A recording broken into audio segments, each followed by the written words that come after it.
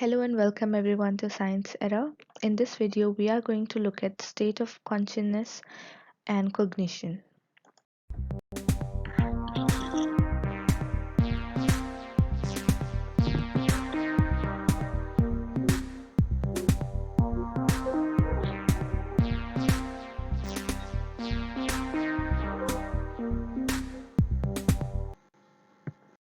Let's begin. Nature of consciousness. Many people have different definitions of consciousness, but generally accepted one is the awareness of all sensation, thoughts and feelings at a particular time. To be conscious therefore means to be aware. We spend most of our time in waking consciousness, which is state of clear organized alertness. However, states of consciousness can change when, for example, we are tired, under hypnosis, or experiencing the effect of drug. These states can be very different from what we have considered to be the normal awareness. Consciousness can be examined in terms of level of arousals. State of consciousness vary from very little to high level of arousal. Immediately after a brain injury, a person may have a very low level of arousal or awareness of what is happening. On the other hand, a state of intense emotion, excitement represent a high level of arousal. These states are not entirely separate from one another, and that is why we refer to a continuum of arousal from low to high level. At the lowest level of arousal, a person would be in a coma or unconsciousness. As we move up the continuum, the person would be in state of very deep sleep, moving from deep sleep to light sleep, then drowsiness and then wakefulness. Moving further up the continuum, arousal increases and the person is highly alert. Intense emotional excitement characterizes the highest state of arousal. Nature of sleep. Sleep is not a lack of consciousness. The brain actively maintains sleep, and this is indicated by physiological measurement of brain activity. A recording of brain activity is called electroencephalogram (EEG). There are different types of brain waves classified according to the amplitude, which means size, and the frequency. Frequency means the timing or how often they occur. The categories are following. Delta wave, which have a high amplitude and a frequency of 0.5 to 3 Hz. Then theta wave, which have slightly lower and irregular amplitude and a frequency of 4 to 8 Hz. Alpha wave, which have a medium amplitude and a frequency of 8 to 12 Hz. Beta waves, which have low amplitude and frequency of 13 to 30 Hz. There are mostly alpha waves when people are awake and relaxed, particularly if they have their eyes closed. But as soon as people pay attention to things happening around them, beta wave replaces the alpha wave. As people become drowsy and fall asleep, there are more delta waves. Different type of sleeps are characterized by different brain waves. No one is really sure what the function of sleeps are. Deprivation is a form of stress and can have negative effect on the concentration and coping ability. The effect of sleep deprivation also vary according to person's physical and mental health. Two theories on the function of sleep are discussed here. First one is cognitive theory by Jordan and Jordan. REM sleep allows the brain to withdraw from outside world and reorganize the million of bits of information collected during the day.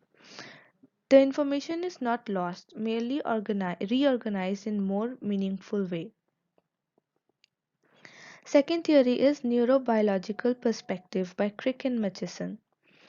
This theory is based on neuronal network that supports memory.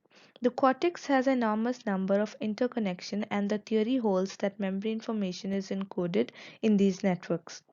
When an aspect of the network is triggered by a stimulus, related information is remembered. When there is an overload of information, the networks do not function well. REM sleep is suggested as the mechanism for cleaning up the network by deleting unnecessary information.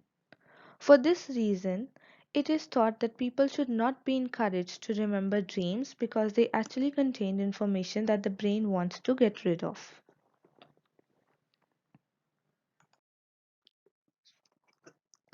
During sleep, the wave pattern are synchronized, high amplitude and low frequency, and this is called restful sleep, which occurs in four phases. Phase 1. Sleep is the state of drowsiness or light sleep. The EEG indicates alpha and delta waves with the little theta waves. The person can still be easily aroused, but the body is relaxed and the heart rate slows and breathing is deep and irregular. In phase 2, sleep follows approximately 10 minutes later. This is deeper sleep and the wave frequency are mixed, as indicated by the presence of sleep spindles, which are spora- sporadic increases in frequency. There may also be K complexes, which are occasional waves with sharp peaks. It is believed that these are mechanisms that prevent the person from waking up by reducing sensitivity to the sensory input. Next phase is phase 3 sleep, which is deep sleep. Almost half of the EEG recording consists of the delta activity. The person is very relaxed and autonomic activity slows down. Phase 4 sleep is very deep sleep. More than half of the EEG consists of delta activity and it is very difficult to rouse the person out of the sleep. If people are woken up during this stage, they are either confused, their speech is slurred, and their motor coordination is poor. Last phase is phase 5, D sleep, which have low altitude and high frequency. They have same pattern as awake REM sleep, often dreaming. They have low muscle tone, but body can't move. Instantly awake and aware of surrounding. There are four types of sleep disorders we're going to discuss. First one is insomnia. Insomnia is the term given to the inability to sleep. This may refer to the difficulties falling asleep at night or waking in the middle of night and being unable to get back to sleep, or waking very early in the morning without having to slept enough. Next one is narcolepsy. Narcolepsy is the term used for symptoms of sleep that occur during wakefulness. A narcoleptic sleep attack is an overwhelming need to sleep. It can happen at any time and usually lasts for few minutes. Catalepsy is a sudden collapse when a person is awake but unable to move. It is usually triggered by an intense emotion, experience, or sudden movement. Another symptom of catalepsy is sleep paralysis that occurs just before falling asleep or waking in the morning. The person is awake but unable to move, but the paralysis ends when they are touched or called. During paralysis, they may have a sort of dream called hypnagogic hallucination. Last one is sleep apnea. Sleep apnea refers to a condition of breathing difficulties during sleep. People with this condition wake up gasping for breath and then go back to sleep. The problem is that the sleep is frequently disrupted and the person experiences a form of sleep deprivation. Hypnosis is the definition given to a situation in which people's behaviors are involuntary or hypnotic. It occurs because of increased suggestibility in the context of a special relationship between person and the hypnotist. The term hypnosis comes from a special Greek word which means hypnos, a Greek god of sleep, although hypnosis and sleep are very different conditions. Hypnotized people can walk around and respond to things in real world. In addition, their EEG is like that of a waking people, not those who are sleeping.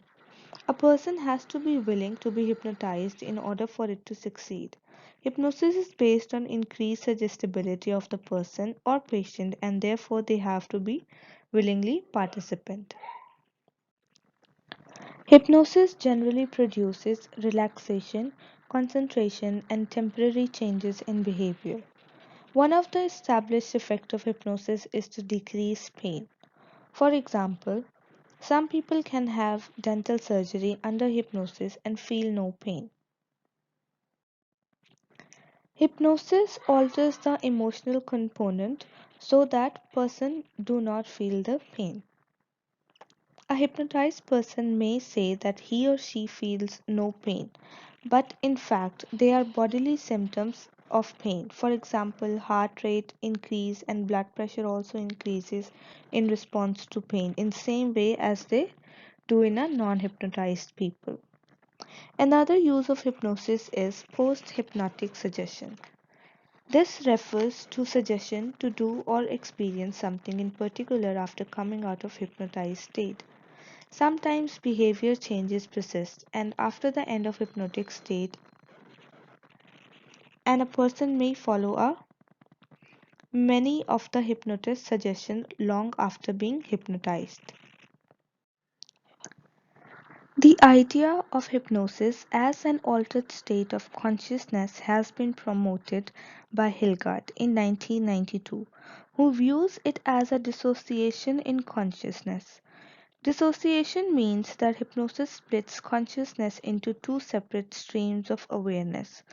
One stream communicates with hypnotist and the external world, and the other with the person's inner thought. At present, there is no conclusive proof that this is so. Psychoactive drugs are chemicals that brings about changes in mood, thinking, perception and behavior by affecting the activity of neurons in the brain. Psychoactive drugs can be stimulants, depressants, hallucinogens, and inhalants. Chronic drug effect. Most of these chronic drugs appears to have an initial desirable effect such as excitement or relaxation. However, the effect of drugs wear off as it leaves the brain. Some drugs may cause brain damage. When the drug leaves the brain, the person experiences withdrawal effects, which are usually the opposite of initial drug effect. For example, some hours after taking the stimulant cocaine, the user becomes inactive and depressed. After the drug has been taken repeatedly, the effect of that drug gets weaker and person has to increase the dose to get the same effect. This is called drug tolerance. Withdrawal effects are usually very unpleasant and often person feels compelled to use the drug again in order to reduce them. When this happens, the person develops a physical dependence on drug. Psychological dependence refers to strong desire to take a drug without the accompanying symptoms of withdrawal. When people are psychologically dependent on a drug, they feel that it is necessary to maintain their emotional or psychological well being because of the drugs with rewarding qualities. Any person who has lost control over his or her drug use for whatever reason has become addicted. People differ in their responses to drug and effects are usually the result of combination of factors such as biochemical, physiological or social factors. One of the type of psychoactive drug is stimulants. Stimulants are drugs that increases alertness, boost energy and activity and produce a pleasant feeling. They activate motivational center and reduce activity in inhibitory centers of the brain. Amphetamines are powerful stimulants that increases the release of dopamine in brain. They work by preventing neuron from reabsorbing the dopamine they have released and in this way effect of dopamine are prolonged. Because they increase the activity of norepinephrine and serotonin synapses, amphetamines also increase heart rate, blood pressure and body temperature. Cocaine is also a stimulant because it increases heart rate, makes people excited, and interferes with their sleep. However, cocaine works by decreasing the activity of neuron that inhibits other neurons. So, by slowing the neurons that are supposed to be inhibiting others, the cocaine actually results in the stimulated behavior. Another stimulant is caffeine, which blocks a chemical that inhibits glutamate synapses, which means that it increases the activity of glutamate, which is an excitatory transmitter. Tobacco and cigarette contain nicotine, which increases wakefulness and arousal. When people smoke, often their stress and tension level actually increases and they experience withdrawal symptoms after a relatively short period. When they have another cigarette, it reduces the withdrawal syndrome, and this is why they think that smoking relaxes them. Another type of psychoactive drugs is depressants. The main effect of depressant is to decrease the arousal level. The two most common type of depressant are alcohol and tranquilizers. Alcohol works by decreasing the activity of nervous system. It facilitates the effect of GABA, which is an inhibitory neurotransmitter. Sedatives and tranquilizers are used to help people relax. They are prescribed to aid sleep, sometimes to overcome anxiety. Tranquilizers such as benzodiazepine works by increasing the activity at synapses that uses the neurotransmitter GABA. If alcohol and tranquilizers are taken together, they increases GABA so much that they can affect the area of the brain that controls breathing and heartbeat. Narcotics are also powerful depressants that produces drowsiness, insensitivity to pain, and decreases responsiveness to events. A well-known example of narcotic narcotics is group of opiate drugs. They originally make people feel happy and content and free of pain, but the person can also experience nausea and tend to ignore the real world, which can become very dangerous. Hallucinogens. Hallucinogens are drugs that bring about distorted sensory experiences. People who take them have intense sensory experiences and can enter a dreamlike state. LSD is a hallucinogenic drug that works by attaching to brain receptors that are sensitive to serotonin. Unfortunately, LSD can result in a bad trip in which the alternation of consciousness is so disturbing that it results in feelings of panic. Marijuana or daga also falls into group of hallucinogen.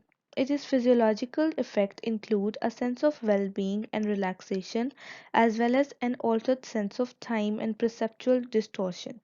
It is not as powerful as the other hallucinogens but can have dangerous effect. Ecstasy or MDMA produces stimulants effect like amphetamines at low doses and hallucinogenic effect like LSD at higher doses.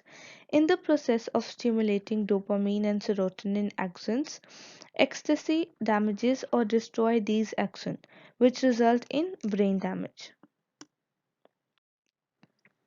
Inhalants are substances that produces a sense of intoxication when they are inhaled, sniffed through the nose. Example of inhalants are substances like glue, cleaning fluid, paint, or petrol.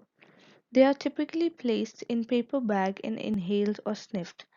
In South Africa, it has been found that street children resort to sniffing glue to escape the harsh realities of life. Inhalants are highly addictive and extremely dangerous and can cause permanent brain damage and the serious complication. The use of inhalants can also lead to cognitive impairment. Thinking has many forms like daydreaming or reasoning and problem solving. But whatever the form, thinking refers to mentally processing information. Perception is the first step in processing information. Perception is a form of knowing about the world based on information obtained from our sensory system. Sensory information is then compared with mental structure or internal representation so that the input is identified and can further guide our actions.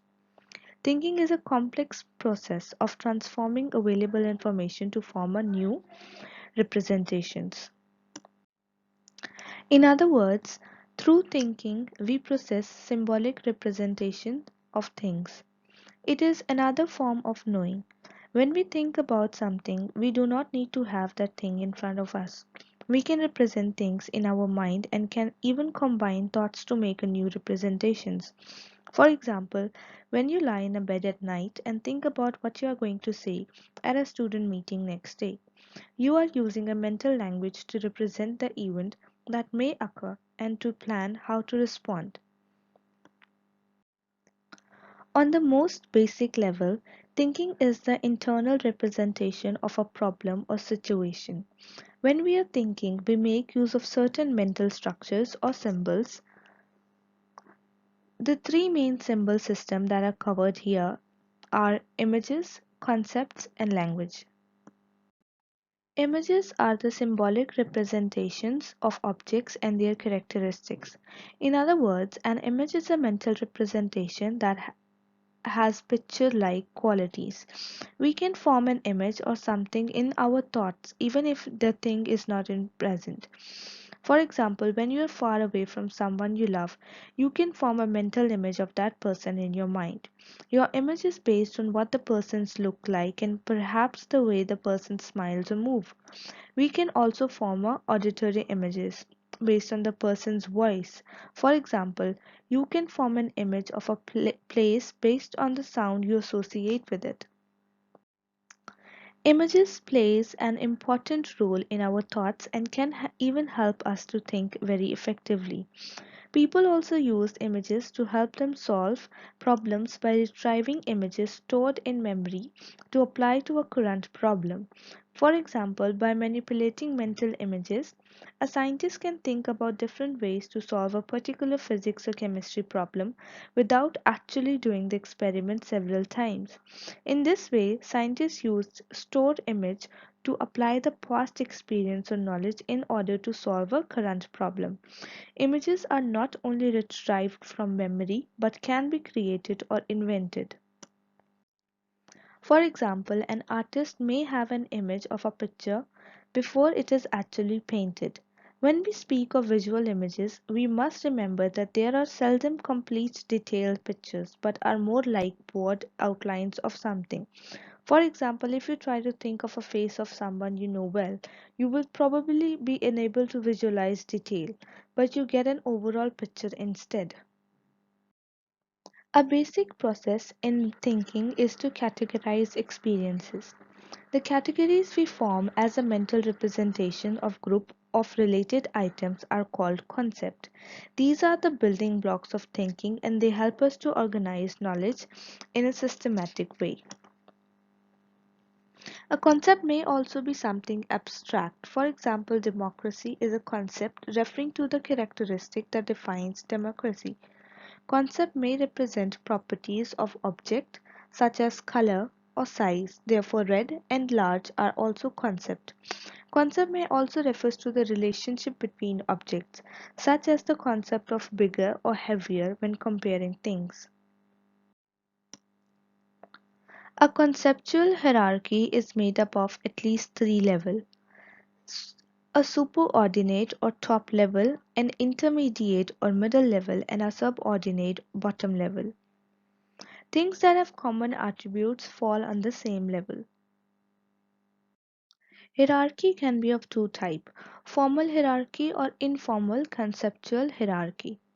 Formal conceptual hierarchies are based on exact definition or agreement about attributes in an objective sense. This type of definition is called denotative meaning of a concept. Informal conceptual hierarchies are based on subjective or personal experience and emotions. For example, if you are asked several people to compile a hierarchies of their goals of life, you would get different answers. Personal meanings of concept are called connotative meanings of concepts. Conceptual errors. The inaccurate use of concepts can lead to errors of thinking. If we oversimplify a complex category, this can result in formation of stereotype or rigid ways of thinking. For example, the view of a woman as someone who runs a household and raises children is a stereotype that gets in the way of seeing a woman as an individual who may have other abilities or roles and preferences. Problems are also created by all or nothing or one dimensional thought. This kind of thoughts leads to the classification of things at extreme and not seeing the differences in between. All or nothing thought may lead to classification of something as absolutely right or wrong, whereas we know that there can be states in between when something can be partially right or partially wrong. Consider, for example, the statement that it is wrong to speak your mind. Believing totally in that statement is an example of all or nothing thought. While it is generally a good thing to be controlled or sensitive to needs of others, there may be situations where you have to speak your mind to clarify a situation to benefit everyone. Prototypes. The process of concept formation is part of the mind's attempt to function economically. That is to minimize processing time and effort wherever possible. Prototypes are ideal models of concept. A prototype helps us to identify things efficiently. For example, when you think of a fruit, you do not make a mental list of the features of fruit. We mentally compare things we see to prototypes, and this helps us to identify them efficiently. An example of prototype is the following. The prototype of a table is a flat surface with four legs attached at the right angle to it. Table may differ in height, shape, or type of material, but they are all based on the same design principle. Most thinking relies on a great deal on language. The relationship between language and thought is a complex one. Language can be defined as a system of symbols to represent thoughts. Language is used as a way of making sense of things and to mean of communicating with others based on the shared system of meaning. For example, the word happy refers to an emotional state and a word of the same meaning is used in many different languages to refer to the same state. One way in which language influences thought is seen in our use of inner speech. Language is not only used to communicate with others but can also be used to direct our own thoughts and action.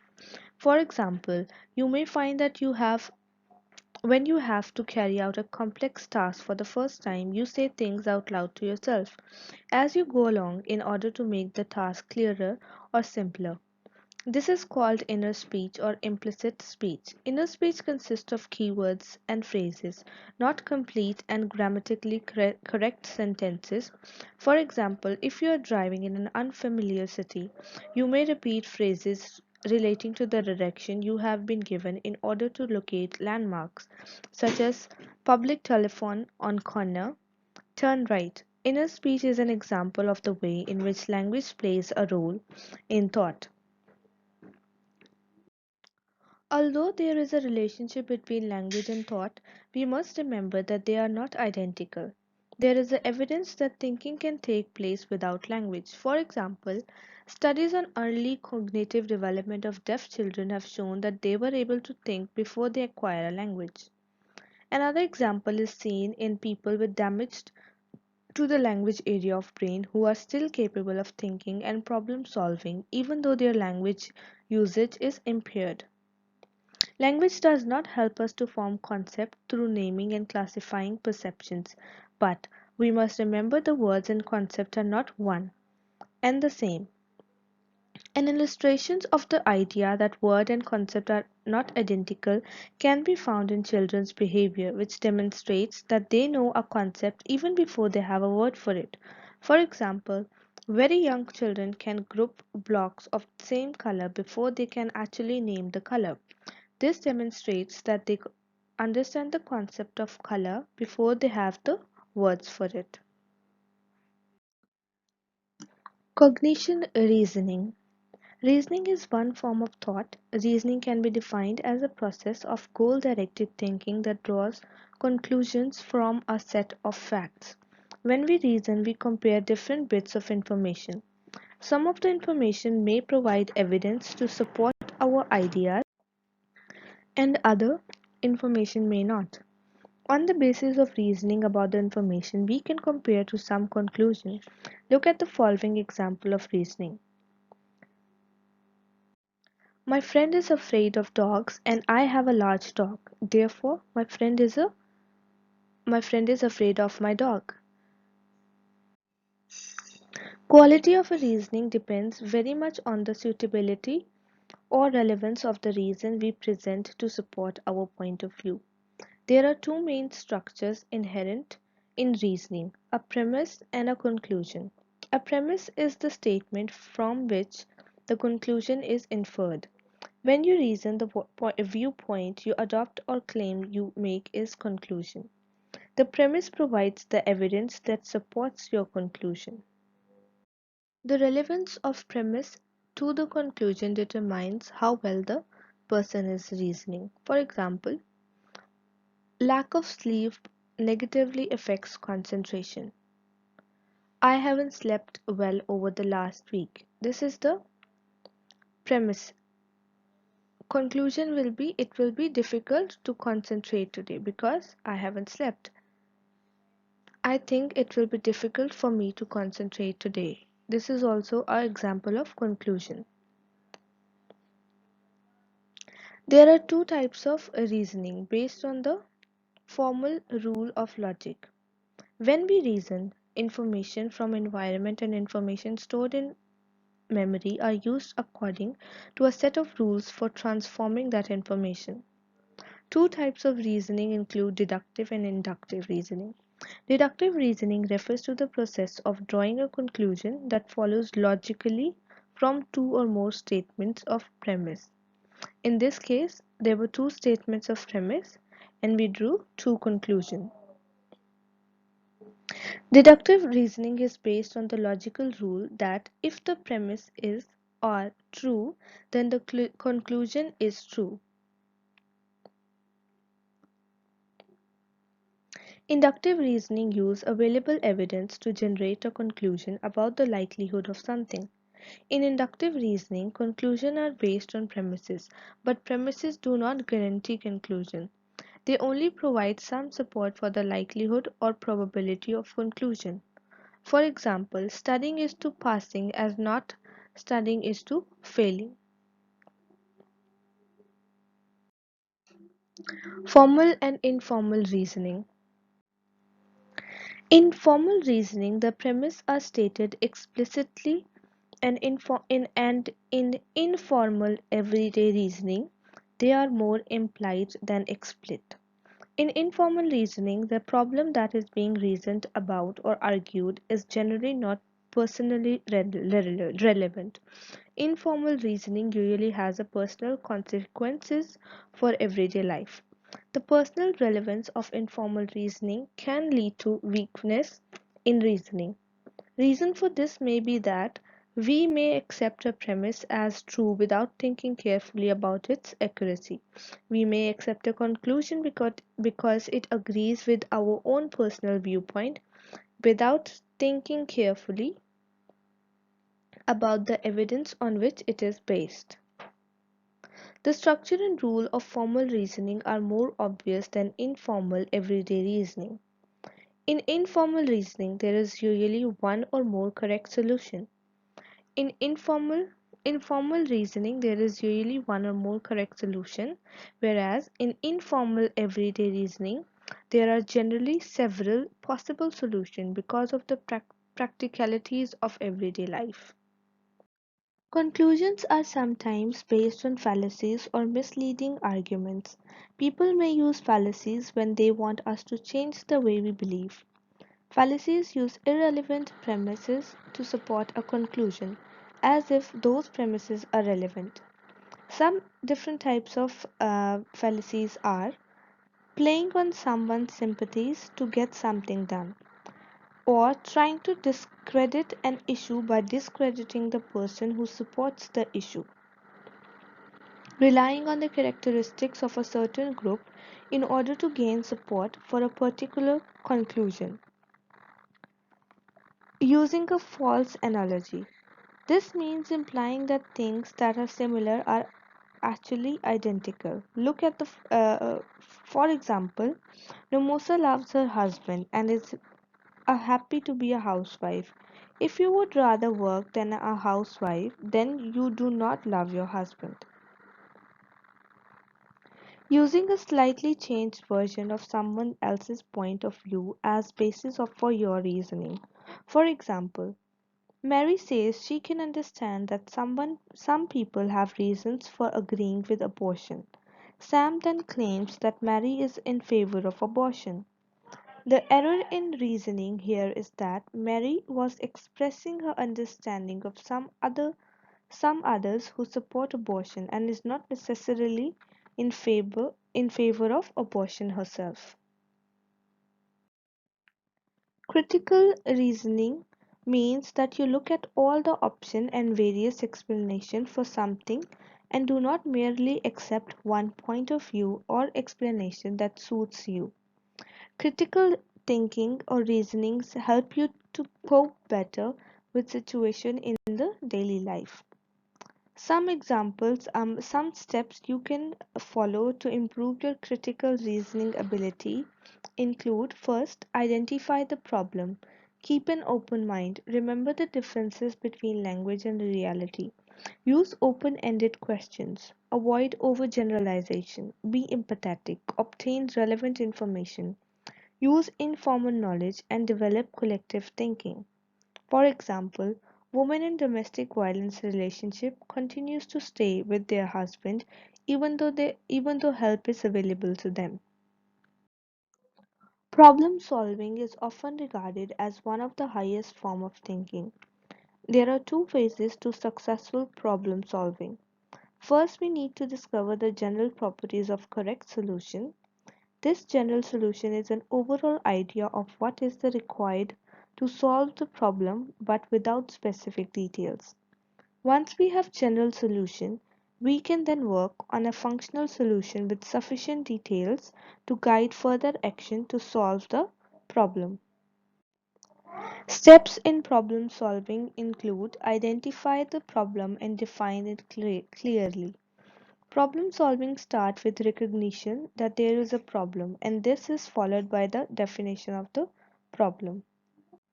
Next, we explore various strategies. Problem can be solved in various ways, one of which may be to apply a set of rules or strategies. These can include trial and error or heuristic strategies, understanding approach using likeliest solution first, or analogical approach. Third step is to problem solving is explore possible solution. Several possible solutions may have emerged from the previous phase of the problem solving, and each one needed to be considered. You may need to ask what the particular solution would bring about or how it would change the problem situation, what disadvantages and advantages would be, and what cost of implementing the solution may be. Last step to problem solving is evaluate and learn from the solution. It may happen that each potential solution you try to give rise to other problems. But again, you can deal with each one until you find a satisfactory solution. You have to access each solution to find out whether it has solved the problem effectively. Sometimes we seem to get stuck in our thinking. We cannot find a solution to a problem, or we may be unable to see alternatives. One of the explanations of why we get stuck is that of a mental set or fixation. Fixation is an example of restricted thinking. Another way of describing it is the tendency to evaluate a problem situation in a particular way and stick to that evaluation. There are four common barriers to problem solving. Emotional barrier. Sometimes we are unable to solve problem because our emotion gets in a way of thinking clearly. For example, the fear of being embarrassed or making a mistake may prevent us from trying to solve the problem. Another type of barrier is learned barrier. We may think that something can only be done in one way because that is the way we have learned to do it. But there are other ways to problem solving in addition to the old ways. Perceptual barriers. Sometimes we tend to see only one aspect of a problem and ignore others. This can get in the way of problem solving. Cultural barrier. Our cultural values may lead us to believe that reason and logic are best means of solving problem and that fantasy and play are waste of time. In this way, we do not explore the various ways of solving the problem. Sometimes an answer to a problem appears suddenly and we wonder why we did not see it before. This is an example of gaining insight into a problem. It often happens when we reorganize the elements of a problem, selecting those that are relevant and ignoring those that are not, or selectively combining bits of useful information that may not seem related at first. Insight also involves the comparison of new problems with old information or information about problems that have already been solved. With this, we came at the end of cognition, problem solving, reasoning, thinking, and state of consciousness topic. Thanks for watching. If you like this video, make sure to subscribe for more.